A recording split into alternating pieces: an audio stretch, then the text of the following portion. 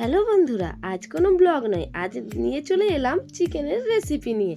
তো আজ আমি চিকেনটা একটু অন্যরকম করে রান্না করব, সেটাই কিন্তু তোমাদের সাথে শেয়ার করব।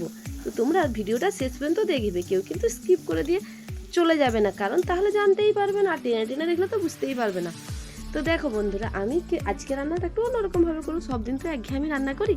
তো দেখো আমি কড়াইতে তেল দিয়ে দিয়েছি, তো পেঁয়াজ কুচি দিয়ে তারপরে কিন্তু আমি চিকেনটা তুলে দেবো। হয়তো অনেকে এইভাবে রান্না করে, কিন্তু আমি কিন্তু এইভাবে আমি প্রথম করলাম, তার জন্য প্রথম করলাম বলে তোমাদের সাথে শেয়ার করলাম, কেমন? তো দেখো আমি পেঁয়াজের পর আমি পুরো মাংসটা ধুয়ে দিয়ে দিলাম, তারপরে দেখো তো লবণ দিয়ে দিলাম। লবণ দিয়ে ভালোটি করে একটু নাড়াচাড়া করে ভালো করে ভেজে নিতে হবে মাংসটা ভালো করে। তো প্রথমে অনেকটাই জল বেরোচ্ছিল, তো আমি ঢাকা দিয়ে দিয়ে কিছুক্ষণ রান্না করে নিয়েছি, কেমন? তো যখন দেখবো যে মাংসটা পুরোপুরি জলটা মরে গেছে, লেগে লেগে যাচ্ছে, তখন কিন্তু বাকি মশলাগুলো আমি দিয়ে দেবো। তো দেখো শেষমেশ আমার যে জল বেরিয়েছিল, মাংসটা ভাজা ভাজাও হয়ে গেছে। তো এরপরে দিয়ে দিলাম আমি হলুদের গুঁড়ো। তো হলুদের গুঁড়ো দেওয়ার পরে আর একটু করে ভালো করে ভেজে নিলাম। তারপরে আবার দিয়ে দিলাম লঙ্কার গুঁড়ো, মানে ঝাল লঙ্কার গুঁড়ো, লাল লঙ্কার গুঁড়ো। তো এটা দিয়েও ভালো করে আবারও ভেজে নিচ্ছি আমি মাংসটার সাথে। তারপরে আমি আদা রসুন বাটাটা দেবো, কেমন? তো দেখো আদা রসুন আর কাঁচা লঙ্কা, 3টে কাঁচা লঙ্কা এর মধ্যে বাটা হয়ে রয়েছে, তো সেটাও আমি এখন দিয়ে দিলাম। আর এটা আমি পরে দিলাম, কারণ কাঁচা লঙ্কার গন্ধটা খুব সুন্দর উঠছিল, তো সেই ফ্লেভারটা শেষ পর্যন্ত থাকবে তার জন্য, কেমন?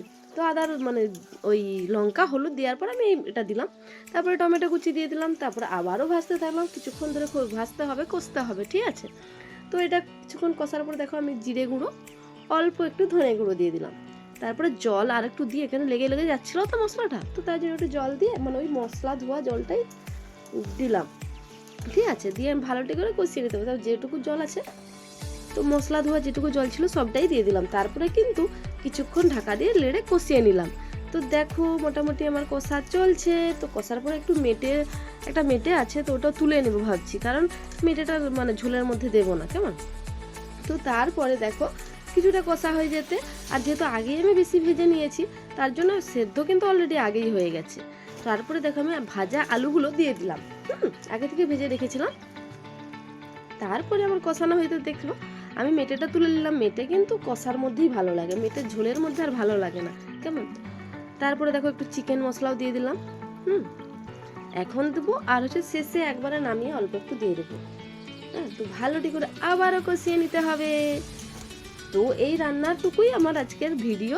যদি তোমাদের ভালো লাগে লাইক কমেন্ট শেয়ার করে দিও, আর যদি আমাকে ভালো লাগে, আমার ভিডিওগুলো ভালো লাগে, তো আমাকে অন্তত সাবস্ক্রাইব করে দিও, কেমন? তো জল দিয়ে দিলাম, 1 গ্লাস জল দিয়ে দিলাম। তো এটা পুরো বেশি ঝোল করব না, ঝোলটা জাস্ট হালকাই থাকবে। তো ঝোলটা ফুটুক, তারপরে ঝোলটা ফুটে একটু কমিয়ে গেলেই নামিয়ে নেব। তো আমার চিকেন কষা, চিকেনের ঝোল সব রেডি। তো ফুটতে ছিল, তো দেখো আর শেষমেশ আমার রেডি হয়ে গেছে। দেখো একবারে আমি যে পাতলা ঝোল করেছি তা নয়, একটু গাঢ় গাঢ় ঝোলটা আছে, কারণ ভাত তো মাখিয়ে খেতে হবে না, বলো? একবারে শুকনোটাও আমার ভালো লাগে না, আমার কিন্তু চিকেনের ঝোল অল্প হলে থাকলেও ভালো লাগে, ঠিক আছে? তো ভিডিওটা দেখার জন্য অসংখ্য ধন্যবাদ, টাটা।